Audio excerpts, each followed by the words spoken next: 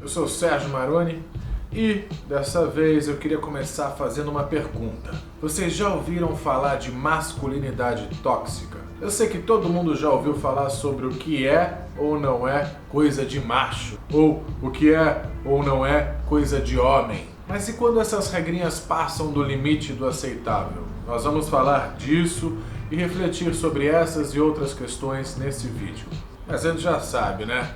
Não se esqueça de se inscrever aqui no canal. E para ficar sempre em dia e não perder os novos conteúdos, aproveita também para ativar o sininho de notificações aqui embaixo. Então vamos lá. Todo homem mesmo, desde pequeno é ensinado certas regrinhas de comportamento, coisas que pode ou não pode fazer, como deve ou não deve agir. Aprende sobre coisas que são ou não são coisas de macho. E essa lista, gente, podia dar um vídeo de 1 hora de duração, mas só para ilustrar, eu vou dar alguns exemplos que eu sei enquanto homem, que todo cara já ouviu. Homem que é homem não chora. Cozinha? Isso não é lugar de homem. Abraçar, beijar, ser carinhoso com outros homens, isso não é coisa de macho, rapaz. Hein? Cuidar do visual, ser vaidoso. Essas coisas não são coisa de homem. Homem que é homem tem que gostar de esporte, tem que entender de esporte. Homem tem que saber brigar, tem que se virar, tem que saber se defender. Homem que é homem não recusa sexo. Com mulher, claro. O homem é que tem que ser o dono da casa, tem que poder bancar. Homem que é homem não faz teatro, não é artista. Homem que é homem não fala de sentimento, das emoções, não gosta de DR. Isso não é coisa de macho. Isso foram só 10 exemplos. Vocês podem imaginar que dentro desses exemplos tem muito mais regrinhas malucas, muito mais exigências. Além de ser ultrapassado, porque são regras machistas, e a gente está cansado de saber que homens e mulheres merecem os mesmos direitos, liberdades, respeitos e tudo mais, tem um ponto importante para a gente refletir sobre isso. Todas as ideias do que não é masculino são ideias que a gente associa à feminilidade. Ou seja, a gente coloca que o homem não pode ter um lado sensível, mais doce, acolhedor, caseiro, artístico. Não pode porque tudo isso está ligado ao que é tradicionalmente feminino. Ou, pior, quando rola a homofobia, ao que é gay. Como se a sexualidade do cara tivesse um papel decisivo para ele ser ou não reconhecido como homem. Não é estranho que para que ele se sinta homem, ele precisa o tempo inteiro se lembrar que ele é diferente da mulher? Sendo que quantas mulheres também gostam de esporte, gostam bastante de sexo, de ganhar dinheiro, sustentam suas famílias, bancam suas casas. Por isso elas são menos mulheres, menos femininas? Vamos pensar junto. Se um cara chorar, isso faria dele menos homem? Pô, como é que o cara vai, sei lá, cortar cebola se não pode chorar? Viver com essa cabeça fechada, esses papos, hoje em dia, isso é ridículo. É por isso que eu proponho essa reflexão e até deixo uma sugestão aqui. Comentem aqui no vídeo se vocês já ouviram coisa parecida. Eu tenho certeza que exemplos de falas absurdas, antiquadas assim, infelizmente, não faltam. Inclusive, com tantos papéis restritos que se sentem obrigados a seguir, tem muitos homens que ficam mais agressivos por isso. Porque vocês podem imaginar, se o cara tem que seguir uma cartilha de regras para se sentir mais ou menos homem, ele vive o tempo inteiro inseguro, se cobrando, se exigindo. E isso depende muito da criação que o sujeito recebeu, da família, dos amigos e do ambiente que cresceu. Muita gente só internalizou essas ideias porque foram muito repetidas, exigidas. E dessa super exigência toda nasce o quê? Medo, raiva, repressão.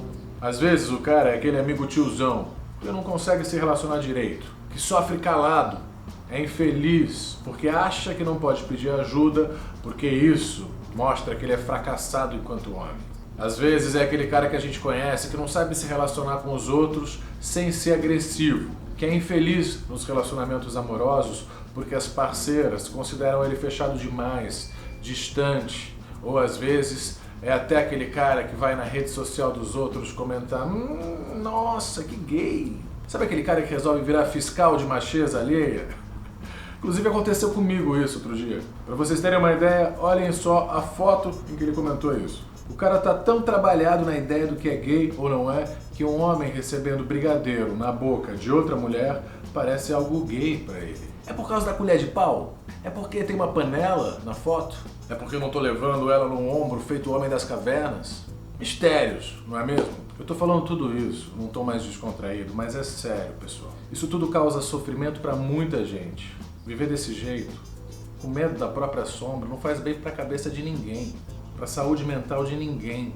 Eu sei de uma história de um pai que não deixou o filho ver uma peça de teatro porque era da Cinderela. Ele falou sério que ver peça de princesa não era coisa de macho.